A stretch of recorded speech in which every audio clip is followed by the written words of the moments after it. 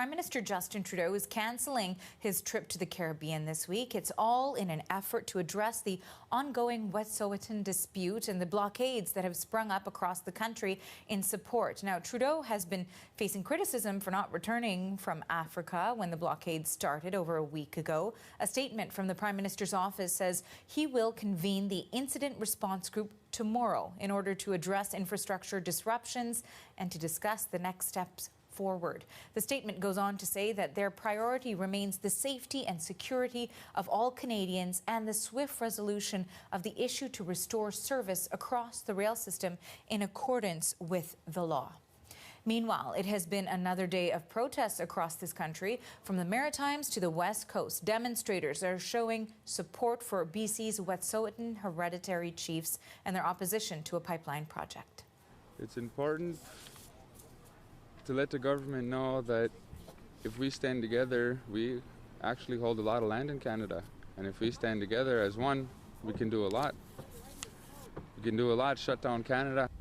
Wet'suwet'en supporters are blocking or delaying rail and road traffic in multiple locations.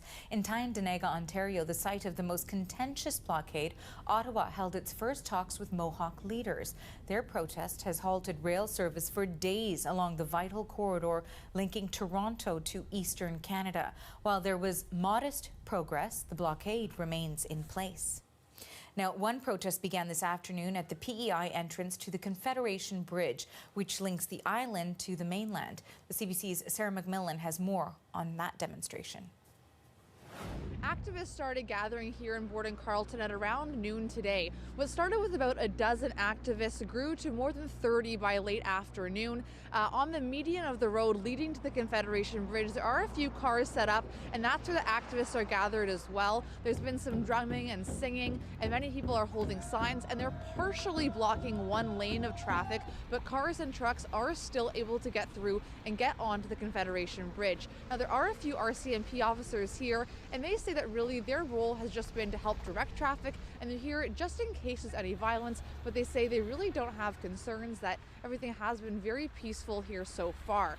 Now, some of the activists I spoke with said they had originally hoped to do a little bit more of a blockade. They say there was never a plan to block cars from getting onto the bridge, but they had hoped to block transport trucks. They say when it started at noon today, there was a small group here, so that wasn't really feasible. Now that there's a larger group, some say they are still interested in possibly blocking traffic more so, blocking those transport trucks. Others saying they aren't actually really interested in that. They say they really just want to bring attention to the issue, and they say, slowing down traffic achieves that, and that's a method for them to get the message out. There are some people handing out flyers to some of those cars as they slow down, describing what's happening in BC. The activists say, they've been really inspired and motivated watching what's happening across the country, seeing the other demonstrations, and they really just felt it was time to do something here on PEI as well, to show that support for the Wet'suwet'en hereditary chiefs does extend to this province as well. Here today, there are people from local Mi'kmaq communities, as well as others who just want to show their support. And this demonstration is expected to continue until noon tomorrow. Sarah McMillan, CBC News, Borden Carleton. Now, as we mentioned, probably the most disruptive rail blockade in the country so far is the one in Tyendinaga, Ontario. That's cut off all the train traffic between Toronto, Montreal and eastern Canada. The Minister of Indigenous Services held marathon talks with Mohawk leaders on Saturday. CBC's Olivia Stefanovich brings us the latest. The Mohawks of Tyendinaga are still at their camps by the tracks. This is day 11 of their demonstration. People have been coming by with supplies, firewood, food. These Mohawks say they don't plan to leave anytime soon, despite a key meeting yesterday with Indigenous Services Minister Mark Miller.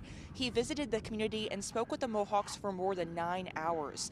The minister described the meeting afterwards as open, frank, and painful at times. They discussed the situation in northern BC. The Mohawks say they won't leave these camps until RCMP get out of Wet'suwet'en territory. The minister says he's going to bring those concerns to the federal government and try to fast track that issue.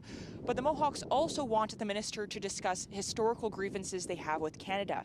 The Mohawks here have a land dispute. They say that CN Rail had no right to lay the tracks where they did, so this is why the Mohawks have set up camp right beside the line here, effectively forcing the rail company to shut down rail service across most parts of the country.